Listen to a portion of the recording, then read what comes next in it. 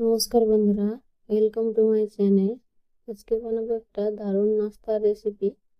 ওই নাস্তা বানানোর জন্য প্রথমেই এখানে নিয়ে নিয়েছি আমি এখানে মিষ্টি আলু কিংবা রাঙালু, যেটাই বলুন না কেন, আমাদের এখানে কিন্তু সবাই রাঙালুই বলে। তো এটাকে আমি নিয়ে প্রথমে ছিলে কেটে ভালো করে ধুয়ে পরিষ্কার করে নিচ্ছি।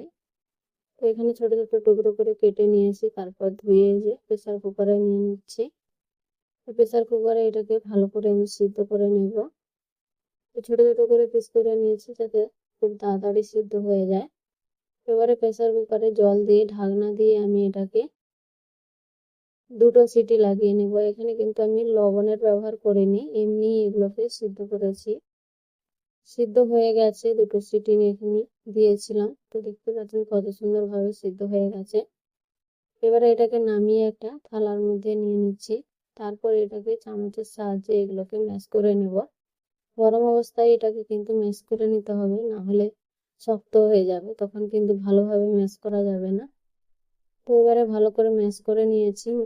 এবারে একটা বড় পাত্রের মধ্যে আলুটা নিয়ে নিয়েছি। আলুটা নিয়ে এবারে দিয়ে দিচ্ছি এখানে চালের বাটা। এখানে আতপ চাল বলতে কাঁচা চালের যে বাটাটা হয়, সেই বাটা আমি এখানে ব্যবহার করেছি।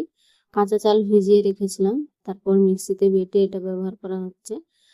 আপনারা চাইলে এখানে আতপ চালের কিন্তু গুঁড়িও ব্যবহার করতে পারেন। তো এবারে চালের বাটার সাথে আলুটাকে ভালো করে এখানে ম্যাশ করে নিয়েছি।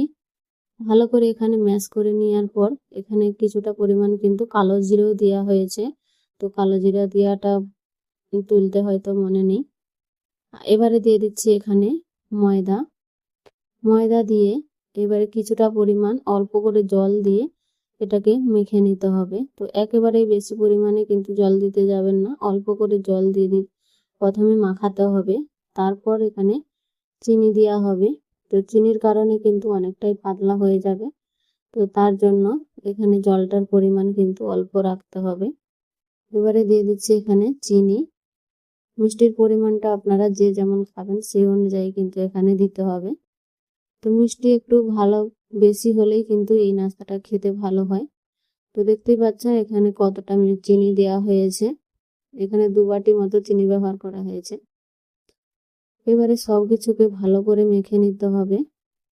অল্প করে জল দিয়ে প্রথমে মাখানো হয়েছিল, তারপর এখানে সামান্য পরিমাণে আর একটু জল দিয়ে এখানে এটাকে মেখে নিতে হবে।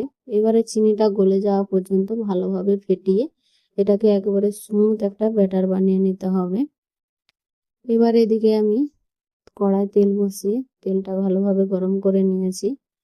তেল গরম হলে একে একে এবারে নাস্তাগুলো বানিয়ে নেব। তো এই ছোট ছোট করে হাতের সাহায্যে এইভাবে দিয়ে দিতে হবে, ফুলরির মতো দেখতেই পাচ্ছেন।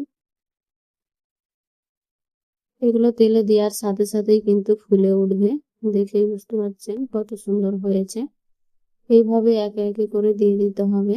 কিছুক্ষণ পর এগুলোকে উল্টে পাল্টে ভালো করে ভেজে নিতে হবে।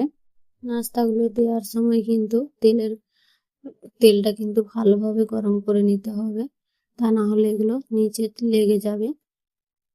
তো এবার এগুলোকে ভালো করে মিডিয়াম ফ্লেমে ভেজে নিতে হবে।